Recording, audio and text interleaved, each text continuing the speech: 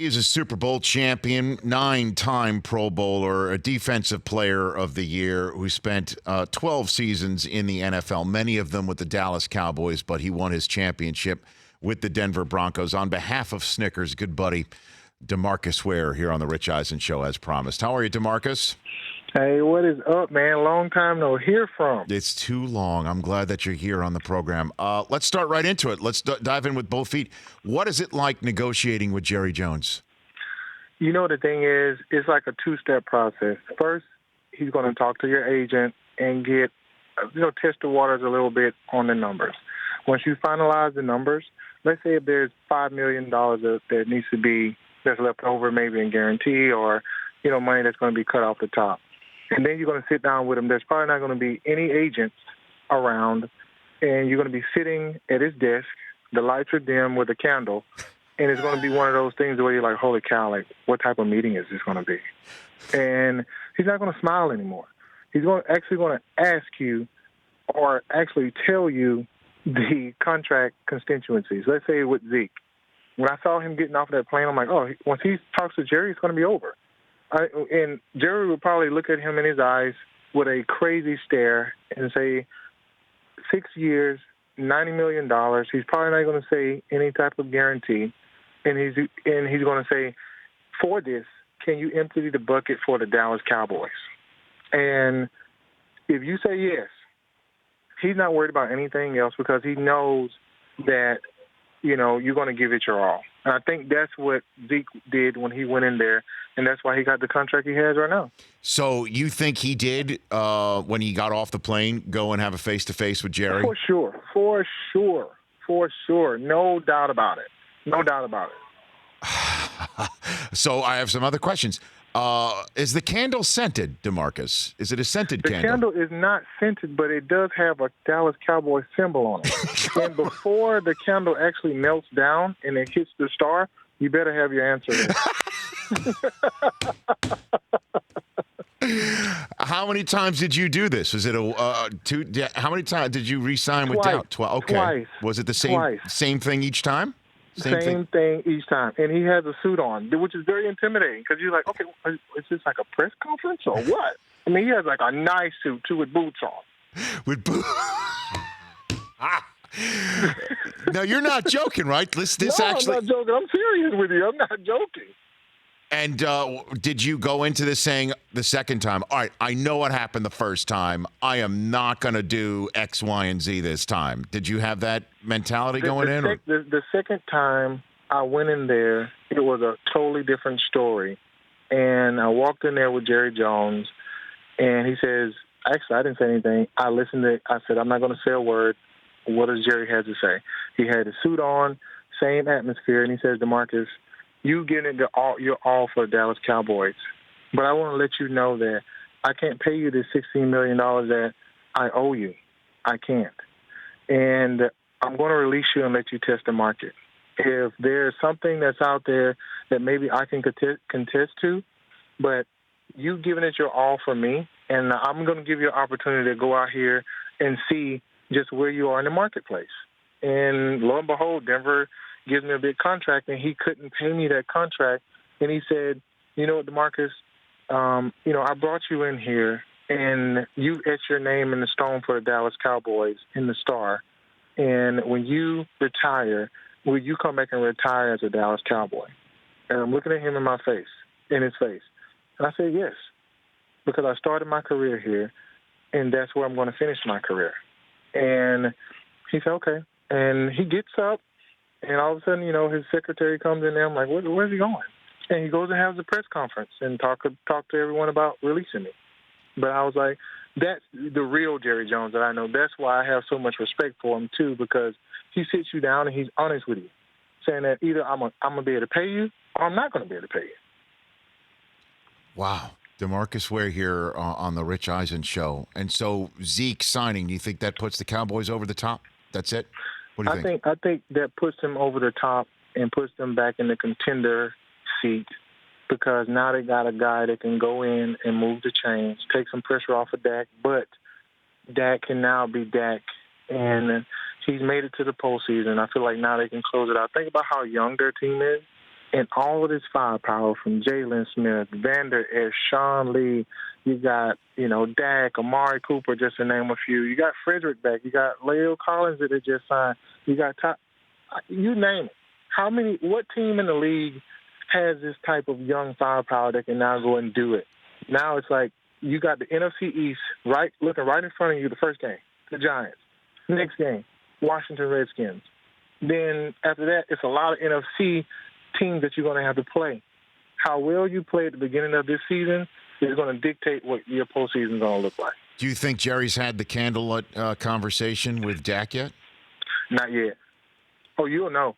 You will know when that candlelight contract dinner is going to be had with Dak, because something's going to get signed. When you start saying that Jerry offered this, you know that something's happening, and that candlelight contract dinner is going to happen. Well, I don't know. Would you have that with Dak, DeMarcus, though? I mean, here we are. We're on the eve of the Giants-Cowboys opener that Zeke is going to be starting.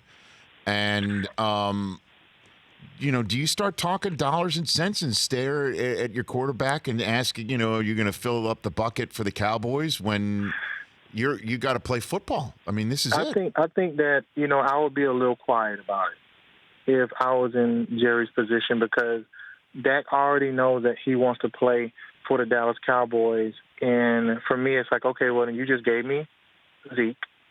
You gave me Amari. You gave every single thing that I need to now prove to you why I need to get this big contract.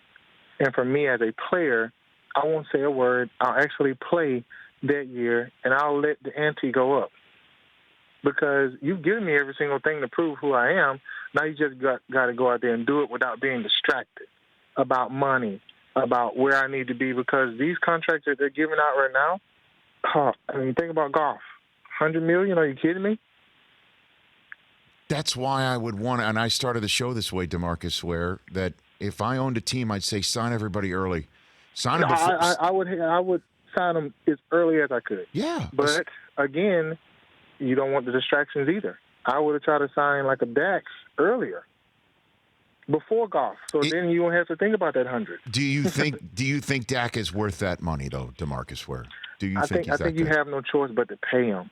I wouldn't say he's worth the money. You have no choice but to pay him, because what he's done, he has proven himself that he can be that guy. And the thing is, okay, well, if you trade him, now you will get a first-round draft pick. You know that first-round draft picks can be bust. You don't know what you're going to get. So as being conservative as Jerry Jones would be, I would go with what I know and the team that I put together, because it's a team sport. Everybody got to put in their eye. They say there's no I in team, but you got to, you got to do what you have to do. So I think that you pay him. I think that you pay him, because there's nothing else out there, but also he's also proven himself. Who do you think is your defensive player of the year candidate here? You got to put defensive player of the year. I would say Khalil Mack this year. Why? Because not only is he going to be a guy that's going to be keyed on, but I feel like he was snubbed. From what I know, feel like he was snubbed from last year of being that defensive guy. And now he's going to bring a lot more tenacity to the game, and he's the only guy that I know that wherever you put him at, aside by Aaron Donald, they can really get the job done no matter where you put that sucker at. He is amazing when it comes to it, stripping sacks, making touchdowns, and then getting over 15 sacks a year. Well, I'm concerned about the Bears' defense on the whole. I know they're very talented because Vic Fangio is not the coordinator there anymore, and I know Chuck Pagano is very talented. Understood. What's Fangio going to unlock for the Broncos' defense, do you think? Yeah, Vaughn has always played on the left-hand side, and he's able to be keyed on very easy. And you can see that they brought a couple guys in, a lot of young guys, and with Chubb, too, they can now take a lot of pressure off of Vaughn. And with Vic Fangio, you can see how he did with Khalil Mack, where they move him around. He plays a little bit of inside backer. He plays outside backer. He plays right side, left side, because now you can go and key on a lot of the weak links. It's not about how many sacks you get. It's about making those big plays. And if you put your key players in position to make plays, that's what you want. And I've seen Vic Fangio do that with the Chicago Bears and talking with Vaughn, like how excited he is. He's like, man, I feel so good, man, about, not having to drop as much. I'm actually blitzing from left and right. There's so much that we're actually doing that I've never done before. And I'm like, man, that's a good thing to hear. And so that makes me feel good, especially with Chubb coming on strong like he is and having already starting the season off right from the preseason. I think they're going to be really good defense. What are you doing with Snickers this year, DeMarcus? You're going to reward the NFL's hungriest players and fans. What does that mean? Yes, man. So the hungriest players and fans, meaning that from on-the-field performance, meaning the players, to off-the-field charity work that they do, they have this blinged-out chain by a guy named Ben Baller, awesome jeweler out there in L.A. in your hometown out there. But it's sort of given to each player every single week. I'm the initiator of it and going to say, okay, you perform like you should have performed on and off the field and give back to them. But then that player's responsibility is to go give it to another player. So then, like, the fans can get involved. We know we got to have the 12th man involved. So they can go and follow this chain by doing hashtag Snickers chain. It's almost like the new Flat Stanley. I like it. It's going to travel with a story, right? But then the story ends up with the value of this chain of the finalists of this person who wins it, getting that money donated to the charity of their choice. So that's why I really enjoy doing things like this, because not only are the players good on the field, but they also get commended off the field with an opportunity like this. And they can go to any social media platform, that's Snickers on Twitter, Instagram, any social media, and just do @Snickers and get involved and win our rewards as well. Yeah, go to @Snickers on social media for the chance to win rewards and see which player receives the chain each week. And then at the end, the $60,000 chain is going to be awarded to the charity of the choice of the league's hungriest player, as voted by fans. Hungry. Are you hungry? You know what, DeMarcus? I'm always hungry, and they always do have a Snickers on the set at NFL game day morning, because they think whenever I, in a very rare occasion, lose my cool, that I'm not myself, and Mariucci hands me a Snickers. That is a fact. That is a true story, DeMarcus. I'm not just saying that because of who you're sponsoring today. So you just get too crunk when you just get Snickers. Yeah, every now and then, but it's so rare. Like last year was a Snickers-less year for me. I'm just a happier guy. You know what I'm saying? Okay. All right. Well, I'm going to make sure I send some pictures of this chain, because you might do it. Want to get hungry again. Bring it in here. This is big. Bring it in here. Before I let you go, your Super Bowl 54 prediction is what, DeMarcus Ware? I would say the Kansas City Chiefs and the Rams. Okay. I would say I feel like the Rams they're really hungry about last year, about what happened, and they feel like they were snubbed, and they're going to really come out with a lot of firepower. And the Kansas City Chiefs, I think they're going to finally, now with Mahomes saying, I know what's expected, I know what's under my belt. Now I can go out and do it. I was young last year. Now I'm the head honcho. DeMarcus Ware, you're the best, man. Thanks for the call. Appreciate that. The insight about Jerry Jones's votive candle, by the way. Great fantasy team name for next year. Jerry Jones's votive candle. Nice. Fantastic. Good to chat with you, D. Ware. All right, thanks. That's DeMarcus Ware, courtesy of Snickers, right here on The Rich Eisen Show. For more of The Rich Eisen Show, tune to Audience Channel 239 on DirecTV for free on BR Live, or download the Rich Eisen Show app.